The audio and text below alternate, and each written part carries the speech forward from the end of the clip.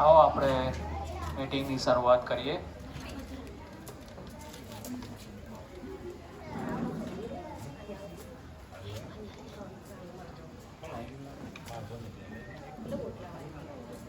પ્રથમ બાઇબલની 2 કલમો વાંચીશું. યાકૂબનો પત્ર, 1લો અધ્યાય 19 અને 20 કલમ. મારા વાલા ભાઈઓ, તમે એ જાણો છો, દરેક માણસ સાંભળવામાં ચપળ, બોલવામાં ધીમો તથા ક્રોધમાં ધીમો થાય, કેમ કે માણસના ક્રોધથી દેવનું ન્યાયપણું પાર પડતું નથી. પ્રાર્થના કરીએ. પવિત્ર દેવ, તમારો આભાર મને સુધી કરે. પિતા, ખુલ્લા આકાશ નીચે પ્રભુ, અત્યારે તમારા બાળકો તરીકે તમે અમને એકત્ર કર્યા. પ્રભુ સ્વભાવ આત્મિક જાગૃતિની આ 13મી મિટિંગમાં પ્રભુ તમે તમારી આત્માને, પવિત્ર આત્માની દોરવણી સાથે અને પવિત્ર વચનોની ભૂખ સાથે પ્રભુ તમે અહીંયા સર્વ તમારા બાળકોને લાવ્યા છો. પ્રભુ, જે લોકો આવ્યા છે એના માટે તમારો આભાર માને છે. જે લોકો જો આવી રહ્યા છે એમને પ્રભુ તમારી કૃપામાં દોરી લાવો. પ્રભુ, અને કૃપાળ પિતા, તમારા પવિત્ર વચનો જે તમારા સેવક દ્વારા તમે બોલો એ લોકો ગ્રહણ કરે અને કૃપાળ પિતા તમારા વિશ્વાસમાં દ્રઢ અને મજબૂત થાય એવી કૃપા માંગે છે. પ્રભુ સ્વભાવ આજના દિવસની કૃપા માટે તમારો આભાર માને છે. પ્રભુ, આ સમયમાં પ્રભુ તમારા પવિત્ર ચરણમાં અમે સર્વ સોંપાઈએ છીએ. પ્રભુ સ્વભાવ કૃપાળ પિતા, તમારા વચનો વાંચવા, ગીતો ગાવા, સ્તોત્ર ગાવા, એ સર્વ તમને માન, મહિમા, સ્તુતિ, ગૌરવ આપનાર બની રહે એવી કૃપા થવા દો. પ્રભુ, તમારા પવિત્ર હાજરી અમારી મધ્ય રાખો. પ્રભુ, અને કૃપાળ પિતા, અમારા હૃદયો તમારી સમજ ખુલ્લા થાય. અને કૃપાળ પિતા, જેવા આવ્યા છે એવા નહીં, પણ પ્રભુ સ્વભાવ તમારા આત્માનું બાનું લઈને જઈએ. પ્રભુ સ્વભાવ કે જેથી કરીને કૃપાળ પિતા અંત સમયમાં પ્રભુ સ્વભાવ અમારો પીસું રડવું ના થાય. પ્રભુ, તમારા પવિત્ર ચોમાં અમે સર્વને લાવતા ટૂંકી વિનંતી પ્રભુ ઈસુ ખ્રિસ્તના નામમાં માગી તમે સાંભળી મને કરી બાપ. આમેન. બાઇબલ વાંચશે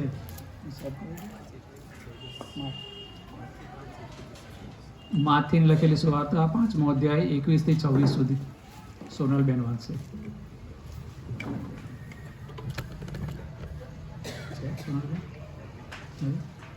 તો સ્મિતાબેન આવીને વાંચો.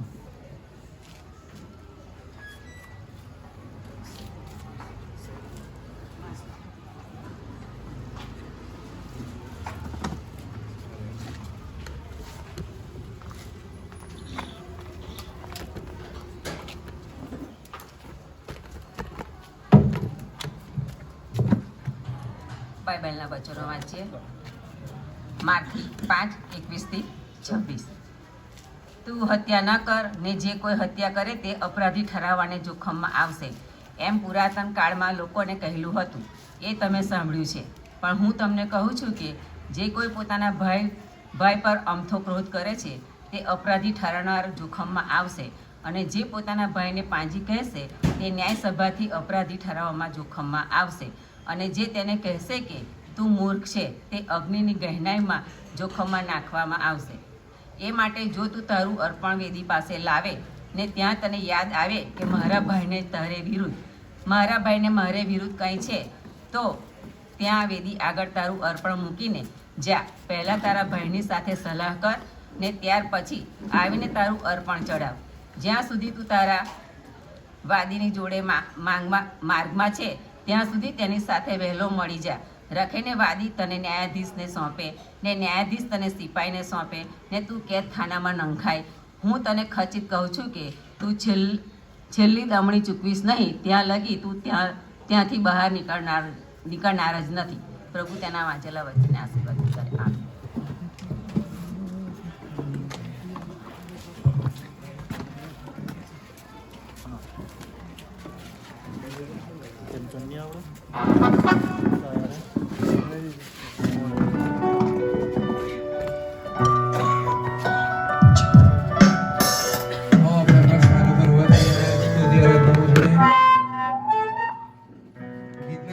ઊંચા આકાશે ઊંચા અવાજે દૂતો પોકારે છે.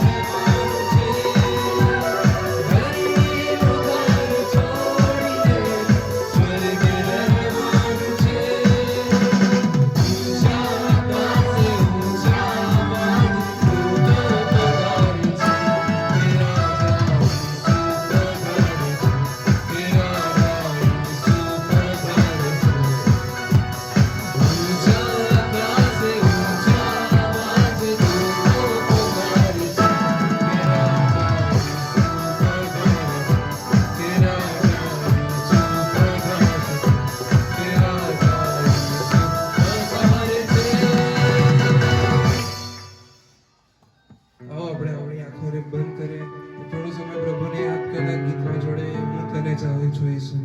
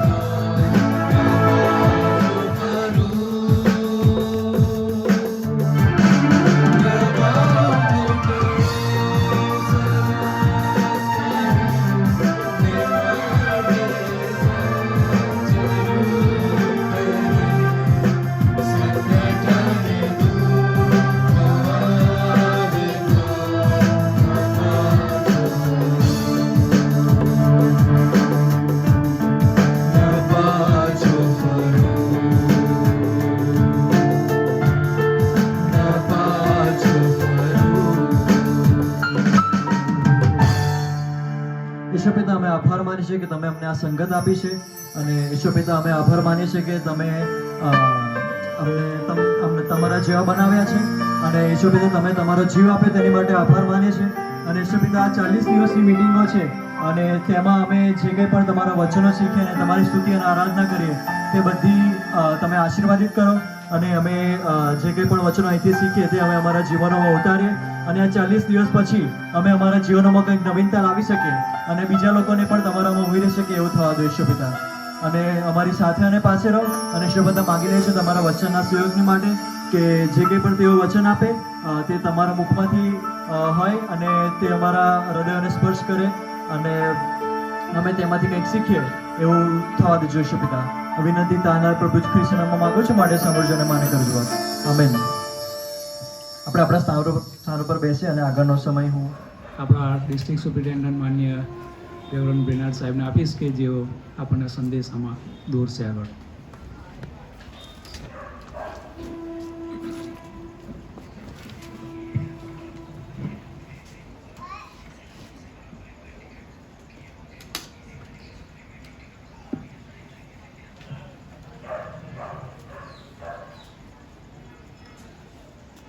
સારું, પ્રભુનો આપણે બહુ જ આભાર માનીએ. આ 40 દિવસની જે મિટિંગો છે એ મિટિંગોમાં આ મોટી સંખ્યામાં લોકો ભાગ લેશે. પરંતુ કેટલીક મિટિંગોમાં મારી ઈચ્છા હતી છતાંય ભાગ લઈ શક્યો નથી.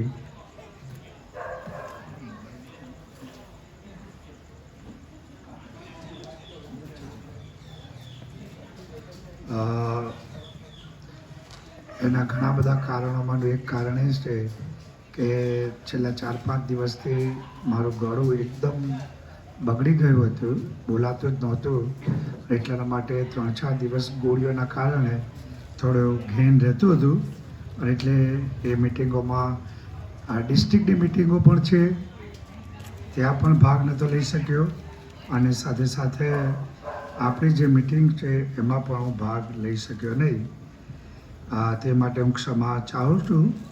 પણ મને રિપોર્ટ મળે છે કે બધી જગ્યાએ મિટિંગો ઈશ્વરની દયા અને કૃપા થકી લોકો બહુ જ ઉમળકાભેર અને ભક્તિભાવ સાથે અને સંગતની અંદર વચનો શીખવાનો અને ઈશ્વરની આરાધના કરવાના માટે એકઠા મળે છે. એ જાણીને બહુ જ આનંદ થાય છે. કારભારી અશ્વિનભાઈનો આભાર માનું છું કે આપણા બધાનો તેમણે બુકે અને ફૂલથી આવકાર કર્યો. તેના માટે કારભારી અને તેમની સેવાઓની હું કદર કરું છું. આ વિસ્તારના દરેક સેન્ટેનરી મેથોડિસ્ટ ચર્ચ નડિયાદના કુટુંબોનો આભાર માનું છું કે કારભારી પ્રત્યે તમે જે સારું વ્યવહાર કરો છો, દાનો આપો છો, પ્રાર્થનાઓ કરો છો, એમને ખ્રિસ્તી આગતા સ્વાગતાનો એમને અનુભવ થાય છે અને સેવા કરવાનું મન અને ઉત્તેજન તમે પૂરું પાડો છો. એ માટે આ વિસ્તારના બધા જ કારભારી કુટુંબોનો અને કારભારીનો ખાસ આભાર માનું છું. મંડળીની પાસ્ટરી કમિટીના આગેવાનો જેઓ આ મિટિંગમાં ભાગ લેશે તેઓનો પણ ખાસ આભાર માનું છું.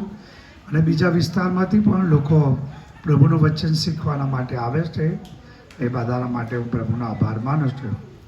આપણા પાળક સાહેબનો પણ આભાર માનું છું કે મારી ગેરહાજરીમાં તેઓ પ્રભુનું વચન સતત લોકોની મધ્યે આપ્યું છે.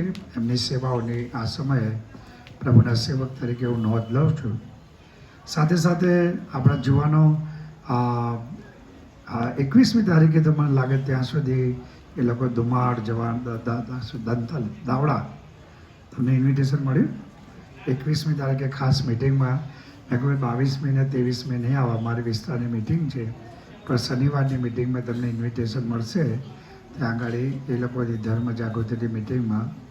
તો પ્રભુનો આપણે આભાર માનીએ કે આપણા જુવાનો કેવળ આપણી મંડળી માટે જ નહીં પરંતુ બીજી મંડળીઓ માટે ખરેખર બહુ જ આશીર્વાદરૂપ બન્યા છે અને પ્રભુની આરાધનામાં લોકોને દોરે છે અને એમનામાં એકતા છે. એ સારી વાત છે. બધા ભેગા મળીને જુવાનિયાઓ કામ કરે છે. પ્રભુનો આભાર કે આ જે સમય છે એ સમય એમણે પ્રભુની સેવાના માટે એમણે આપ્યો છે. અને મને યાદ દેવડાવે છે કે હું જ્યારે 17 વર્ષનો હતો ત્યારે પ્રભુ ઈસુ ખ્રિસ્તનો સ્વીકાર કર્યો અને 18 વર્ષની ઉંમરે અમદાવાદ ડિસ્ટ્રિક્ટના એમ્પાયરના પ્રેસિડેન્ટ તરીકે 1981માં મને તક મળી હતી. અને ત્યાર પછી 1981થી આજ દિન સુધી મેથોડિસ્ટ મંડળીની અંદર પ્રભુની સેવા આપવાનું ચાલુ રાખ્યું. પ્રભુનો હું આભાર માનું છું મેથોડિસ્ટ મંડળીના માટે અને મને જે સેવા કરવાની તકો મળી તેના માટે આભાર. એટલે કેટલા બધા વર્ષ થઈ ગયા, 49 વર્ષ થઈ ગયા 81થી 2025. ઓહો, બહુ એટલા ખાસા વર્ષો થઈ ગયા કહેવાય. પ્રભુનો બહુ જ આભાર. હવે જે પ્રભુનું વચન જે છે એ વચન જે વાંચવામાં આવ્યું એના પર આપણે પ્રભુના વચનમાંથી અભ્યાસ કરીશું. અને આ વચન આપતા મને પોતાને ડર લાગે છે, કારણ કે એ વચન એવું છે કે જે વચન સૌથી પ્રથમ મારા જીવનના માટે મને પોતાને દોષિત ઠરાવે, મને પોતાને જ અપરાધી ઠરાવે. અને એટલા માટે જે વચનો આપી રહ્યો છું એ વચન હું તમને આપતો નથી, એ વચન મારી જાતને હું આપી રહ્યો છું. એટલે આ વચન તમારા કોઈના માટે નથી, આ વચન મારા માટે છે. એવું ધ્યાનમાં રાખીને તમે ખાલી સાંભળજો. જીવનના કેટલાક અનુભવો અને આપણે બધા આ પૃથ્વી પર કેવા સંઘર્ષો કરીએ છીએ એના તમને વ્યવહારિક દાખલા પણ તમને આપીશ. પણ એક વસ્તુ ચોક્કસ છે કે આપણે સ્વર્ગમાં તો જીવતા નથી, બરાબર? આપણે આ પૃથ્વી પર જીવીએ છીએ અને પતિત જગતમાં જીવીએ છીએ.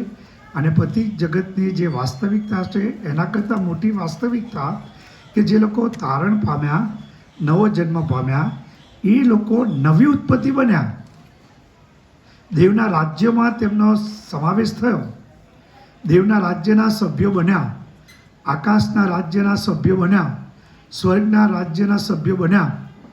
એ વાસ્તવિકતા છે. પણ વધારે ગંભીર ને મોટી વાસ્તવિકતા જે આપણને ગમે ને તે કે આપણા હૃદયની અંદર આપણે નવી ઉત્પત્તિ થયા છતાંય આપણામાં જૂનું માણસપણું એ આપણામાં છે. જૂનું માણસપણું એ આપણામાં વાસો કરે છે. અને જૂનું માણસપણું એ આપણને જગતની રીત, જગતની પદ્ધતિ અને જગતના જે બાબતો છે એ રીતે આ પૃથ્વી પર વર્તવાના માટે પ્રેરણા આપે છે, દુષ્પ્રેરણા આપે છે. એટલે પ્રભુ ઈસુ ખ્રિસ્તે જે વાત કરી તે વાત બહુ જ મહત્ત્વની છે. પ્રભુ ઈસુ ખ્રિસ્ત શિષ્યોને એ પ્રમાણે કહ્યું કે તમારું ન્યાયપણું એ શાસ્ત્રીઓ અને ફરોશીના કરતાં વિશેષ હોવું જોઈએ, બરાબર? 20મી કલમ, માથની સુવાર્તા 5મો અધ્યાય 20મી કલમ. કેમ કે હું તમને કહું છું, હું એટલે કોણ? પ્રભુ ઈસુ ખ્રિસ્ત. પ્રભુ ઈસુ ખ્રિસ્ત શિષ્યોને કહે છે, આકાશના રાજ્યના સભ્યોને, કે શાસ્ત્રીઓના તથા ફરોશીઓના ન્યાયપણા કરતાં જો તમારું ન્યાયપણું વધારે ન હોય તો આકાશના રાજ્યમાં તમે નહીં જ બેસશો. એટલે આપણને એ ખબર પડવી જોઈએ કે ફરોશીઓ અને શાસ્ત્રીઓનું ન્યાયપણું, એમનું જે ન્યાયપણું હતું એ ન્યાયપણાનું ધોરણ બહુ ઊંચું હતું, બહુ મોટું હતું. અને એ લોકો બહુ ચુસ્ત લોકો હતા, ધર્મની બાબતમાં, નિયમશાસ્ત્રની બાબતમાં ચુસ્ત હતા. એમણે જે ઘડેલા 613 નિયમો માણસોએ ઘડેલા, એ 613 નિયમો પાળવાના માટે એ લોકો પર દબાણ કરતા હતા. અને એવું જણાવતા હતા કે આ 613 જે આજ્ઞાઓ છે એ આજ્ઞાઓ જો તમે પાળો તો તમે ઈશ્વરની આગળ ન્યાય પ્રગટ થશો, ઈશ્વરની આગળ ન્યાય જાહેર થશો, ઈશ્વરની આગળ તમે નિર્દોષ જાહેર થશો અને ઈશ્વરની સાથે તમારો સંબંધ સીધો હશે. ન્યાયપણું એટલે શું? સીધો સંબંધ. ઈશ્વરને તમારી અને આપણી વચ્ચે કોઈ અડચણ નહીં, કોઈ વચ્ચે હર્ડલ નહીં, કોઈ રૂકાવટ નહીં, કોઈ વચ્ચે વસ્તુ જ ના આવે. સીધો સંબંધ. જ્યારે આપણો સીધો સંબંધ ઈશ્વરની સાથે હોય ત્યારે એનો અર્થ એવો થાય છે કે આપણે ઈશ્વર આપણને ન્યાયપણું આપણને આપે છે. પણ શાસ્ત્રીઓ અને ફરોશીઓનું જે ન્યાયપણું હતું એ બાહ્ય હતું, લોકો જોઈ શકે એવું હતું, લોકો નજરે એમની પડે એવું હતું. અને ધર્મની બાબતમાં એ લોકો બાહ્ય આચરણમાં બહુ સંભાળ રાખતા હતા, બહુ જ કાળજી રાખતા હતા. અને એટલે એ લોકો પ્રણાલિકાઓ, પ્રથાઓ, ક્રિયાકાંડો, રિચ્યુઅલ્સ જેને કહીએ, ક્રિયાઓ, વિધિઓ, એ બધું બહુ સંભાળપૂર્વક પાળતા હતા. ધર્મની અંદર એ બધું આવે. ધર્મની અંદર શું આવે? વિધિઓ આવે, ધર્મની અંદર આવે ક્રિયાકાંડો આવે, ધર્મની અંદર આવે આ પ્રણાલિકાઓને માણસો દ્વારા સ્થાપવામાં આવેલી પ્રથાઓ આવે, અને માણસો દ્વારા સ્થાપવામાં આવેલી પ્રથાઓ પ્રણાલિકાઓ એ પાળવાના માટે ફરોશીઓ અને શાસ્ત્રીઓ બહુ સાવધાન રહેતા હતા, પોતે પાડતા અને બીજાઓને પાસે પડાવતા હતા. એટલે એમનું ન્યાયપણું જે હતું તે બાહ્ય હતું. માણસો જોઈ શકે, માણસો વખાણ કરે, માણસો વાહવા કરે. નહીં આપણે સામાન્ય રીતે માણસને બહારથી જોઈએ અને બહારથી બહુ જ સારો લાગે, ધાર્મિક લાગે, તો આપણે એના માટે અભિપ્રાય આપીએ, આપણે એના માટે આપણો વિચાર વ્યક્ત કરીએ કે ભાઈ આ વ્યક્તિ આવો છે, આ બેન આવા છે, આ ભાઈ આવા છે. કેમ આપણે કહ્યું? બહારનું વર્તન, આજુબાજુ જે વ્યવહાર કરે છે, જે વાણી બોલે છે, જે વિચારો વ્યક્ત કરે છે, એ શબ્દો જે વ્યક્ત કરે છે, એ બધાના આધારે આપણે શું કરીએ છીએ? આપણે એને કંઈક ચોક્કસ પ્રકારની એના માટેની ઓળખ આપીએ છીએ કે આ વ્યક્તિ આવી છે. બાહ્ય. પ્રભુ ઈસુ ખ્રિસ્ત જે શિષ્યોને કહેશે તમારું ન્યાયપણું બાહ્ય ના હોવું જોઈએ. તમારું જે ન્યાયપણું છે એ ન્યાયપણું આંતરિક હોવું જોઈએ, હૃદયનું હોવું જોઈએ, અંદરનું હોવું જોઈએ. અંદરનું એટલે એવી બાબત કે જે ખાલી ફક્ત ને ફક્ત ઈશ્વર જોયે છે, જે ઈશ્વર તમને સર્ટિફિકેટ આપે, ઈશ્વર તમને પ્રમાણપત્ર આપે. અને ઈશ્વર જે જુએ છે એ ઈશ્વર ફક્ત બાહ્ય આચરણ જોતા નથી. માણસો એ બાહ્ય આચરણ જોઈને તમને સર્ટિફિકેટ આપે. બાઇબલનો જે ઈશ્વર છે એ ઈશ્વર કહે છે કે હું તમારા હૃદયની તરફ જોઉં છું, તમારા હૃદયની અંદર શું ચાલી રહ્યું છે, તમારા મનની અંદર શું ચાલી રહ્યું છે, જે તમે કદી વ્યક્ત કરતા નથી, જે તમે કદી કોઈને કહેતા નથી. મનની અંદર શું ચાલે છે, હૃદયની અંદર શું ચાલે છે, તમે કદી કોઈને વ્યક્ત કરતા નથી, માટે તમે સારા લાગો છો બહારથી, પણ અંદરથી એવા નથી. અંદરથી જુદા છે, અંદર તો કપટ છે, અંદર તો ભ્રષ્ટતા છે, અંદર તો દુષ્ટતા છે. આંતરિક જીવનની અંદર બધું જ સડો બેઠેલો છે. એટલે ઈસુ ખ્રિસ્તે જે વાત કરી તે એ કે હું બહારનું જે ન્યાયપણું છે, જે ફરશીઓ અને શાસ્ત્રીઓ છે એમનું જે ન્યાયપણું છે એ બહારનું હતું. શિષ્યોને કહે છે કે તમારું ન્યાયપણું એ બહારનું નહીં, તમારું ન્યાયપણું હૃદયનું હોવું જોઈએ, આંતરિક હોવું જોઈએ. તમારું ન્યાયપણું અંદરનું હોવું જોઈએ. અંદરથી તમે શુદ્ધ હોવા જોઈએ, અંદરથી તમે પવિત્ર હોવા જોઈએ. અને પછી પ્રભુ ઈસુ ખ્રિસ્તે બહુ જ અદ્ભુત વાત કરી, જેના માટે મેં તમને કહ્યું કે બહુ જ અઘરું મારા માટે પણ છે. જો મારા માટે અઘરું તો તમારા માટે કેટલું અઘરું હોય. મને પ્રભુનું વચન પાળવું મુશ્કેલ લાગતું હોય, અને હું બહુ કબૂલાત કરું છું કે બહુ જ અઘરું છે પ્રભુના વચનો પાળવા. એટલા સરળ નથી, એટલા સહજ નથી, કારણ કે આપણા અંદર જૂનું માણસપણું છે, અને જૂનું માણસપણું અવારનવાર ઉથલા મારે છે. જૂનું માણસપણું આપણને હંમેશા કેટલીક પ્રકારનું આપણા અંદરથી ઉશ્કેરણી કરે છે, કે જે ઉશ્કેરણીના કારણે આપણે જીવનની અંદર કેટલીક ભયંકર પાપો કરીએ છીએ. અને પ્રભુ ઈસુ ખ્રિસ્તે જે વાત કરી તે બહુ જ અદ્ભુત વાત છે.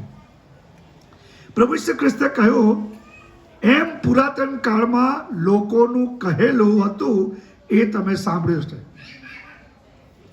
અને આજે પ્રભુ ઈસુ ખ્રિસ્તના જે શિષ્યોને અને જે લોકોને ઉદ્દેશીને પ્રભુ ઈસુ ખ્રિસ્ત વાત કરે છે, ત્યારે પ્રભુ ઈસુ ખ્રિસ્ત તેમને કહે છે કે પુરાતન કાળમાં જે બાબતો તમને કહેવામાં આવી હતી એ તમે સાંભળ્યું છે.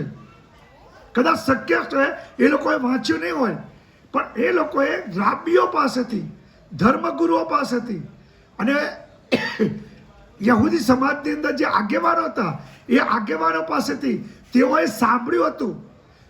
તેમને બોધ મળ્યો હતો, તેમને શિક્ષણ મળ્યું હતું.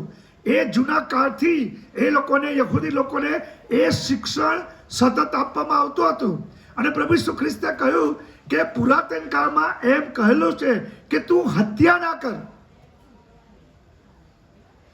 તું ખૂન ના કર. એ 10 આજ્ઞાઓ છે. 10 આજ્ઞાઓમાંની એક આજ્ઞા છે અને કહે છે કે તું હત્યા ના કર. એ પ્રમાણે પુરાતન કાળમાં લખેલું હતું. હવે હત્યા એ શું છે તમને ખબર છે? હત્યા એક કૃત્ય છે, કાર્ય છે. કોઈક વ્યક્તિને મારી નાખવામાં આવે, ખૂન કરવામાં આવે, હત્યા કરવામાં આવે. અને જ્યારે કોઈક વ્યક્તિની હત્યા કરવામાં આવે છે ત્યારે આપણને એ વ્યક્તિની લાશ જોઈએ છે. અને જેણે હત્યા કરી છે એ હત્યા કરનાર વ્યક્તિ એ આ જગતની અદાલત એને અપરાધી ઠરાવે છે, ગુનેગાર ઠરાવે છે. સાબિતીઓ એકઠી કરીને અદાલત તેને શિક્ષા જાહેર કરે છે કે આ વ્યક્તિએ ખૂન કર્યું છે, હત્યા કરી છે, અને એટલા માટે એમને જાહેર કરવામાં આવે છે સજા. હવે પ્રભુ ઈસુ ખ્રિસ્તે કહ્યું કે તું હત્યા ના કર. અને જો તું હત્યા કરીશ તો તને નિયમ શાસ્ત્ર પ્રમાણે તને સજા થશે. પણ ઈસુ ખ્રિસ્તે અને પુરાતન કાળમાં એ પ્રમાણે કહ્યું 22મી કલમ, પણ હું તમને કહું છું, અને આ બહુ જ મહત્વનો શબ્દ છે. ઈસુ ખ્રિસ્ત કહે છે કે હું તમને કહું છું. અને આ જે રાબી લોકો હતા, ધર્મગુરુ લોકો હતા, એ ધર્મગુરુ લોકો કોણ હતા તમને ખબર છે? એ લોકોની પાસે અધિકાર હતો, પણ એમનો પોતાનો અધિકાર ન હતો. એ લોકો જ્યારે કોઈ શિક્ષણ આપે, બોધ આપે, ત્યારે હંમેશા જે મહાન વિદ્વાનોએ વાક્ય કયા હોય એ મહાન વિદ્વાનોના વાક્યો એ લોકો ટાંકતા હતા અને કહેતા હતા ફલાણા વિદ્વાને એ પ્રમાણે કહ્યું છે, ફલાણી વ્યક્તિએ એ પ્રમાણે કહ્યું છે. એટલે આ રાબી લોકો જે હતા, યહૂદી ધર્મગુરુ હતા, એ લોકો વિદ્વાનોને ટાંકીને લોકોને બોધ કરતા હતા. અને અહીંયા ઈસુ ખ્રિસ્ત શું કહે છે? એને વિદ્વાનોને ટાંકવાની જરૂર પડી નથી, એને નિષ્ણાતોને ટાંકવાની જરૂર પડી નથી, દુનિયાના મહાન જ્ઞાની માણસોને ટાંકવાની જરૂર પડી નથી. એ તો તમને ને મને જરૂર પડે છે. પણ ઈસુ ખ્રિસ્ત જે ઈશ્વરનો પુત્ર છે, એ જ્યારે શિક્ષણ આપે છે ત્યારે અધિકારયુક્ત શિક્ષણ આપે છે. એ કહે છે કે હું તમને કહું છું. મૂસાએ તમને કહ્યું હતું કે હત્યા ના કર, અને જો તું હત્યા કરીશ તો તને ગુનેગાર ઠરાવવામાં આવશે. પણ પ્રભુ ઈસુ ખ્રિસ્ત જે બાબત જે વાત કરે છે બહુ મહત્વનું છે. પણ હું તમને કહું છું કે જે કોઈ પોતાના ભાઈ પર અમથો ક્રોધ કરે છે, બરાબર? હવે આ એક બહુ મહત્વની વાત છે. પ્રભુ ઈસુ ખ્રિસ્ત શું વાત કરે છે? પ્રભુ ઈસુ ખ્રિસ્ત જે વાત કરે છે તે કે ખાલી કૃત્ય પાપ નથી. આપણે શું માનીએ છીએ કે કૃત્ય પાપ છે, કંઈક કામ કરે તો પાપ કરે, ચોરી કરીએ તો પાપ, વ્યભિચાર કરીએ તો પાપ, હત્યા કરીએ તો પાપ, ખૂન કરીએ તો પાપ, જૂઠી સાક્ષી આપે તો પાપ, જૂઠું બોલીએ તો પાપ. આપણે પાપની વ્યાખ્યા એવી આપી. ઈસુ ખ્રિસ્તે કહ્યું કે તમે જે વાત કરો છો તે કે ખાલી કૃત્ય પાપ નથી, પણ પવિત્ર શાસ્ત્ર પ્રમાણે કૃત્ય કરતા પણ મહત્વનું જે વાત છે તે વિચારો અને વાણી એટલા જ મહત્વના છે. અને પ્રભુ ઈસુ ખ્રિસ્તે કહ્યું કે આ જે વિચારો છે અને જે વાણી આપણા શબ્દો છે, એ શબ્દો એ મૂળિયા છે. આપણને જે હત્યા કરવાનું મૂળ એ શબ્દો અને વિચારો છે. હત્યા મૂળ નથી, હત્યા તો પરિણામ છે, હત્યા તો કૃત્ય છે. હત્યા કરવાના માટે જે પ્રેરક બળ છે એ વિચારો છે અને વાણી છે અને લાગણી છે. એવા પ્રકારની લાગણી કે જે લાગણી તમને હત્યા કરવા તરફ લઈ જાય, ખૂન કરવા તરફ લઈ જાય. અને કદાચ ઈસુ ખ્રિસ્તે કહ્યું કે આપણે શારીરિક રીતે કોઈકનું ખૂન કરી નાખીએ એના જીવ લઈ લે, એના કરતાં પણ ગંભીર ખૂન, ગંભીર હત્યા આપણે બધા કરીએ છીએ. વધારે ગંભીર હત્યા આપણે કરીએ છીએ, પણ આપણને ખબર જ નથી કે આપણે હત્યા કરીએ છીએ. આપણને ખ્યાલ જ નથી, આપણને શીખવામાં જ નથી આવ્યું, આપણને કહેવામાં નથી આવ્યું, આપણને બોધ કરવામાં નથી આવ્યો કે જે શારીરિક હત્યાની પાછળ જે પરિબળો છે, પ્રભુ ઈસુ ખ્રિસ્તે કહ્યું કે અમથો ક્રોધ. હવે હું તમને એક પ્રશ્ન પૂછું, તમે પ્રમાણિકતાથી જવાબ આપવાનો, બરાબર? હૃદયથી, બરાબર? બધાનો પ્રશ્ન પૂછી છે. અહીં બધા આપણે બધા કોઈ સંત નથી, આપણે બધા પાપીઓ છે, બરાબર? પણ ઈસુ ખ્રિસ્તના લોહીમાં આપણને પાપ માફ કર્યા છે, એટલે આપણને નવી ઉત્પત્તિ બનાવ્યા છે. એટલે આપણે પણ એક પ્રશ્ન પૂછ્યું, તમારામાંથી કઈ એવી વ્યક્તિ છે કે જેણે કદી ક્રોધ કે ગુસ્સે થઈ નથી? ઘરમાં કે બહાર, નોકરીના ક્ષેત્રમાં, આજુબાજુ, પડોશી, છે એવી વ્યક્તિ? હે? કે દરરોજ થાય છે? તમે માણસ છો, હું દૂધ નથી, હું દૂધ છું, હું પણ તમારા જેવો જ છું. મારામાં પણ જૂનું માણસ પણ વસે છે. જો તમે બધા એમ કહો છો કે ક્રોધ આપણે કરીએ છીએ, ગુસ્સો આવે છે, ઉકળી જઈએ છીએ, પ્રભુ ઈસુ ખ્રિસ્તે કહ્યું, હવે જે મૂળ ભાષા જે છે ને એમાં અમથો ક્રોધ, અમથો શબ્દ નથી, અમથો એટલે વ્યર્થ ક્રોધ. હવે એ પાછી એની નવી વ્યાખ્યા છે, આપણે પાસે ટાઈમ નથી ને એના પર તમને સમજાવતો.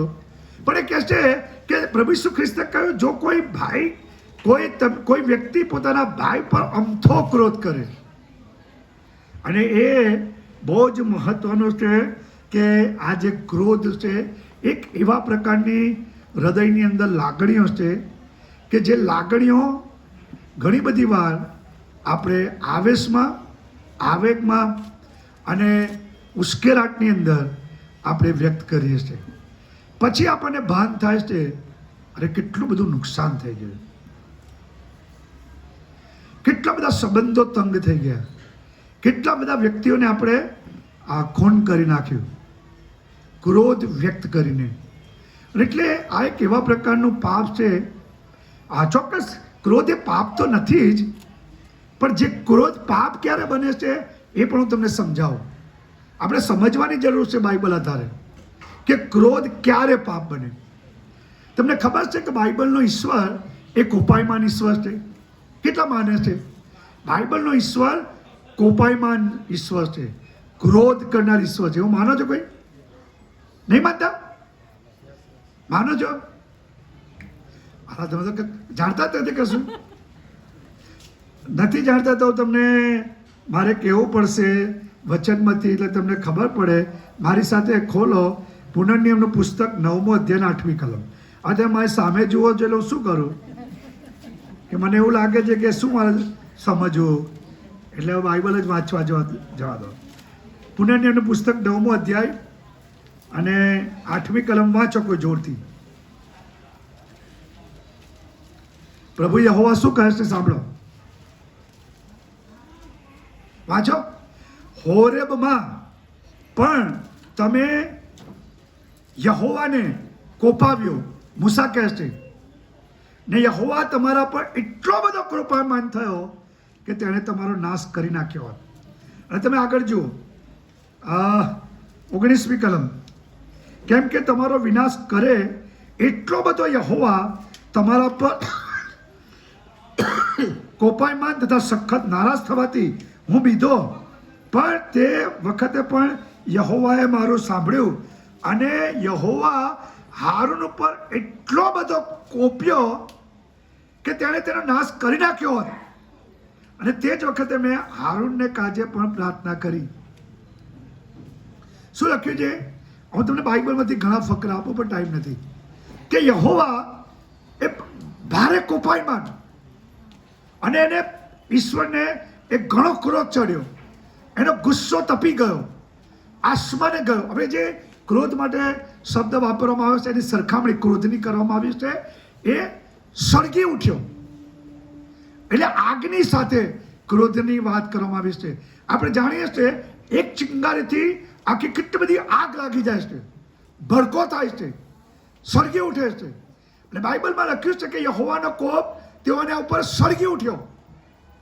પણ બાઇબલ એવું કહે છે કે કોપ એક ક્ષણિક છે, પણ તેની મહેરબાની એ જીવનભરની છે.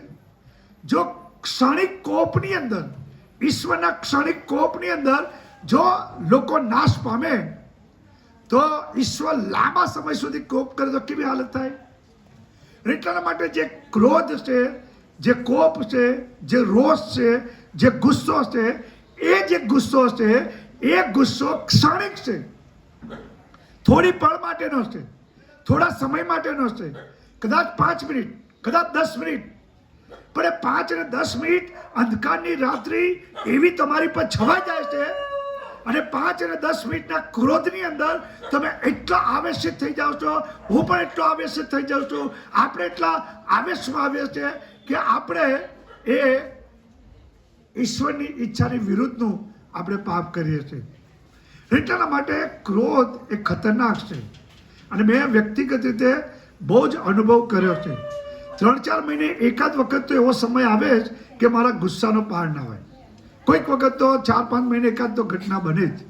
અને એનું એક કારણ છે કે હું કેટલીક અપેક્ષા રાખું, આદર્શ અપેક્ષા રાખું. હું એક એવા પ્રકારનું જીવન જીવવા માંગુ છું કે બધું આદર્શ ને શ્રેષ્ઠ હોવું જોઈએ.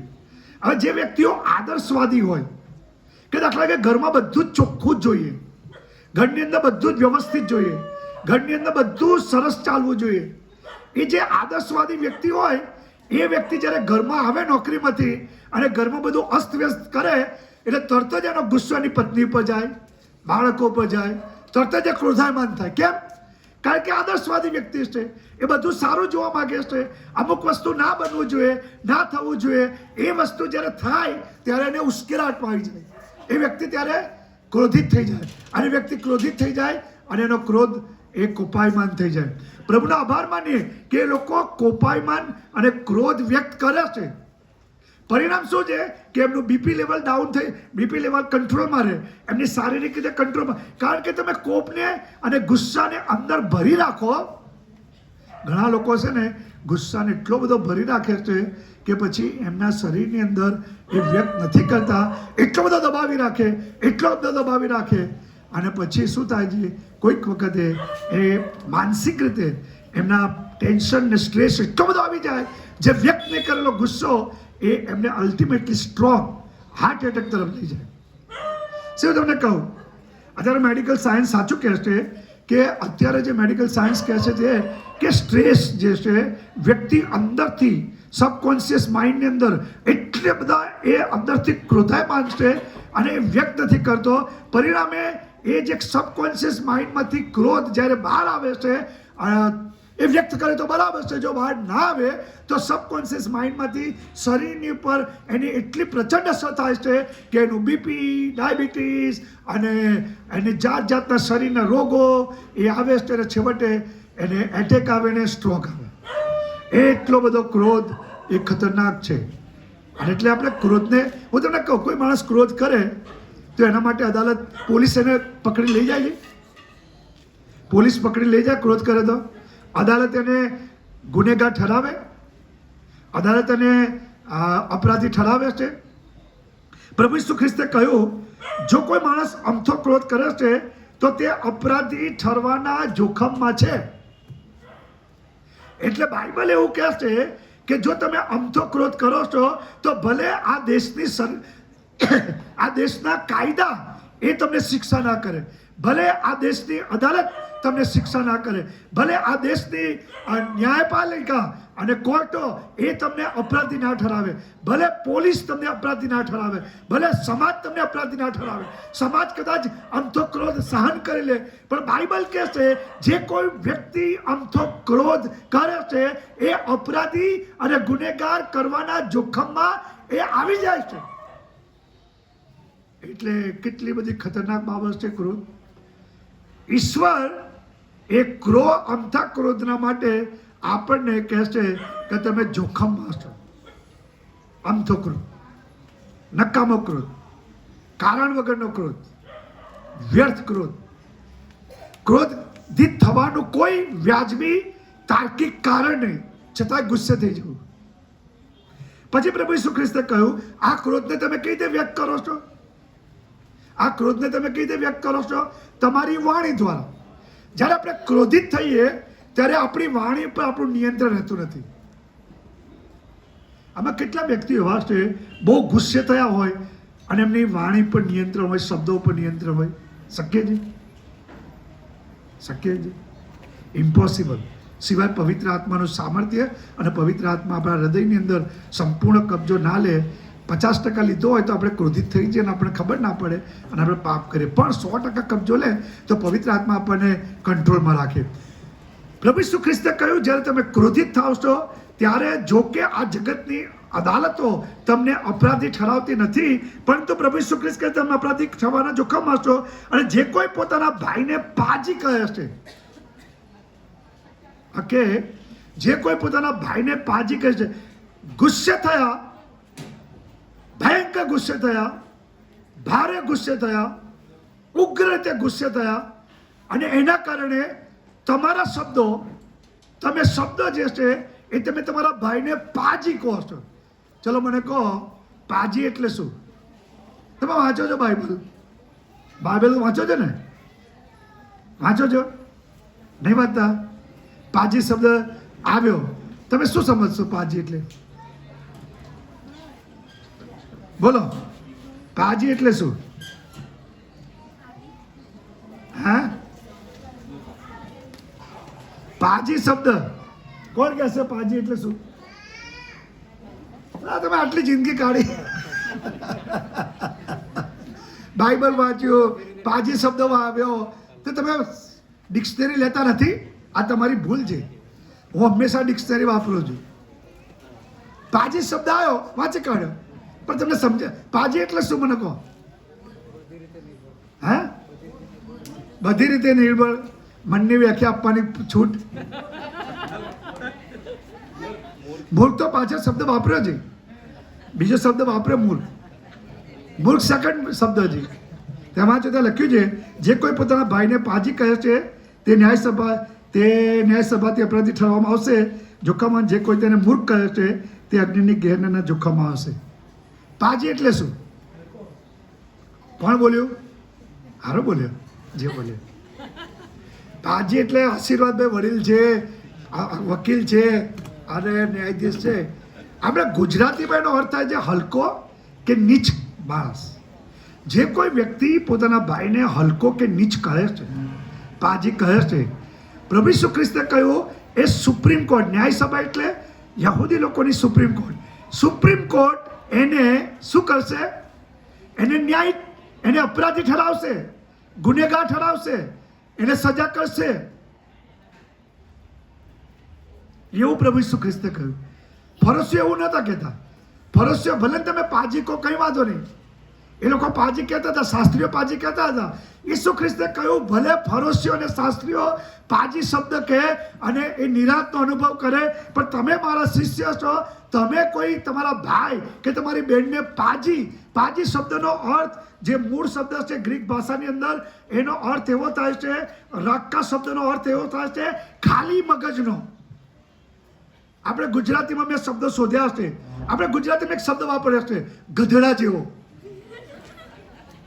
આપણે છે ને ગધેડી જેવો. તો આ ગધેડા જેવો અને ગધેડી જેવો એટલે વ્યક્તિને આપણે પ્રાણીની સાથે સરખાવીએ છીએ. આપણે જ્યારે બહુ ગુસ્સે આવીએ એટલે શું કહીએ? ગધેડા જેવો છે, ગધેડી જેવો છે. તો એ પાજી શબ્દ છે. પ્રભુ ઈસુ ખ્રિસ્ત કહેશે કે જે વ્યક્તિનું સર્જન મેં કર્યું, જે દેવની પ્રતિમા પ્રમાણે જેને મેં ઉત્પન્ન કર્યો, એ કોઈ પણ વ્યક્તિને જ્યારે તમે ગધેડા જેવો, ગધેડી જેવો કહો છો ત્યારે તમે જોખમમાં છો. સમજ પડી? કેટલું અઘરું છે. આપણે બધા નીચે પડીને સાષ્ટાંગ દંડવત પ્રભુને કહીને પ્રભુને કહેવું, પ્રભુ માફ કરી દે, અમે બધા દોષિત છે. નીચે પડી જવું છે બધાએ.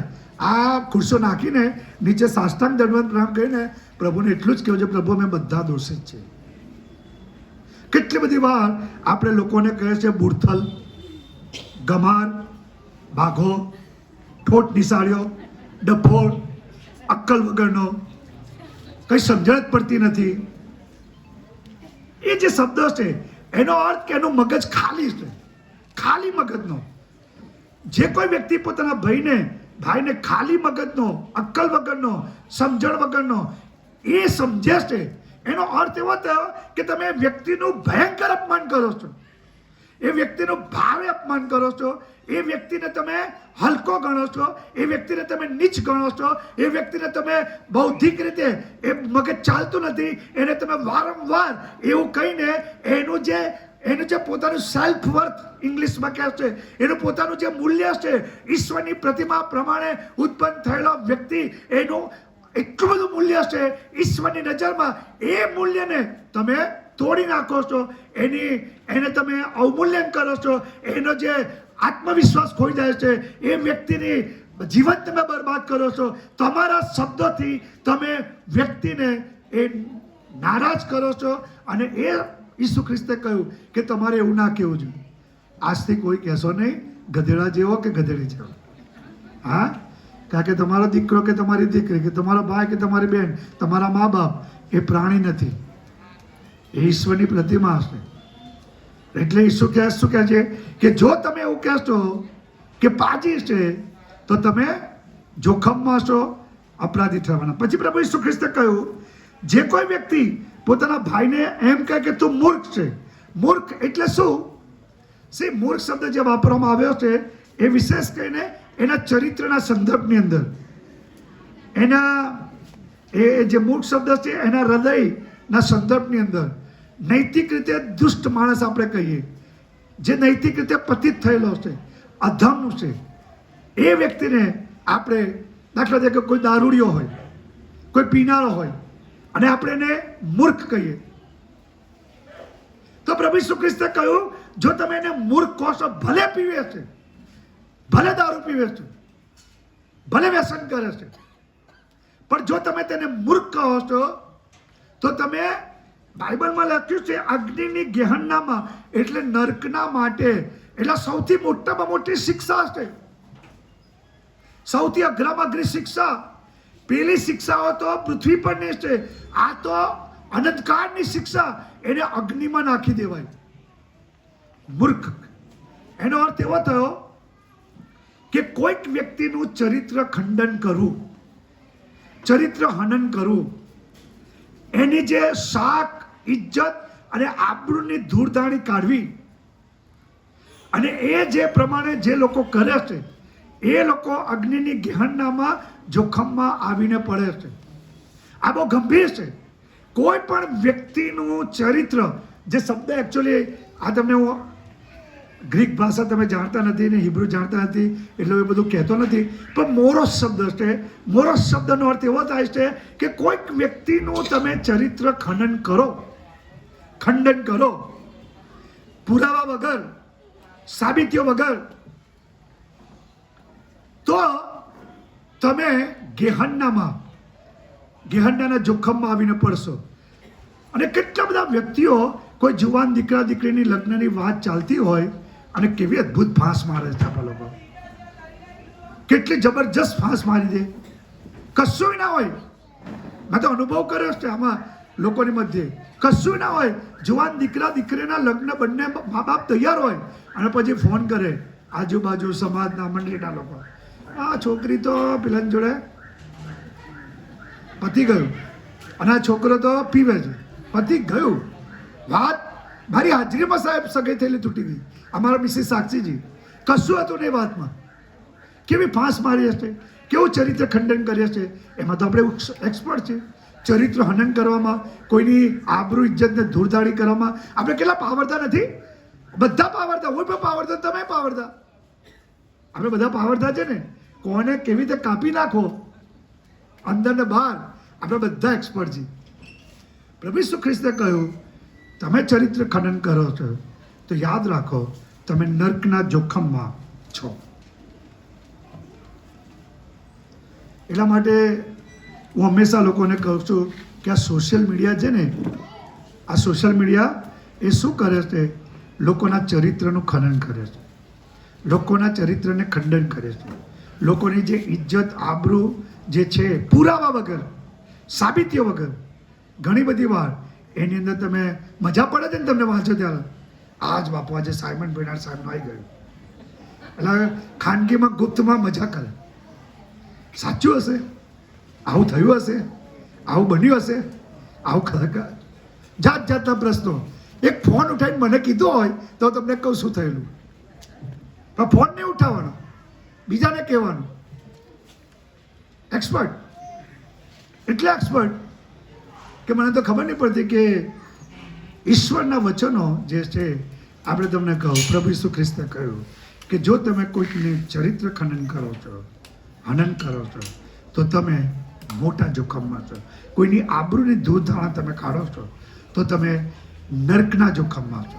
અને એટલે ઈસુ ખ્રિસ્તે કહ્યું પાપ એ કેવળ કૃત્ય નથી, પાપ વિચારોમાં, પાપ શબ્દોમાં, પાપ ભાષાઓમાં, પાપ આપણે ગુસ્સામાં, એ બધું જ પાપ છે. અને એની શિક્ષા કે સજા એ કોઈ નહીં પણ ઈશ્વર પોતે એની સજા કરશે. કદાચ અદાલતમાં તો છૂટી જાઓ, અહીંની અદાલતમાં છૂટી જઈએ, પણ એ અદાલત છે કે જે અદાલતમાંથી કોઈ નહીં છૂટે. પ્રભુ આ વચનો સમજવાની કૃપા આપે. Thank you, God bless you. અને ઈશ્વરના વચનો જો આપણને દોષી ઠરાવે છે તો આપણે પસ્તાવો કરીએ, માફી માગીએ, કબૂલાત કરીએ અને પ્રભુને કહે કે પ્રભુ હું માણસ છું, ભૂલ થઈ હોય તો ક્ષમા માગી અને સીધું કરીએ. God bless you.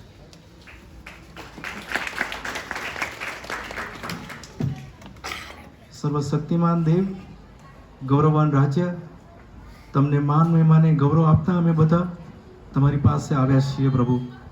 આજની સાંજની મિટિંગને પ્રભુ તમે અજાયબ રીતે આશીર્વાદિત બનાવી અને આરાધનાને પ્રભુ તમે અજાયબ તમારી કૃપાથી ભરી અને વિશેષ પ્રભુ તમારા સેવકના મુખ દ્વારા અમારી સાથે બહુ અજાયબ રીતે તમે બોલ્યા છો.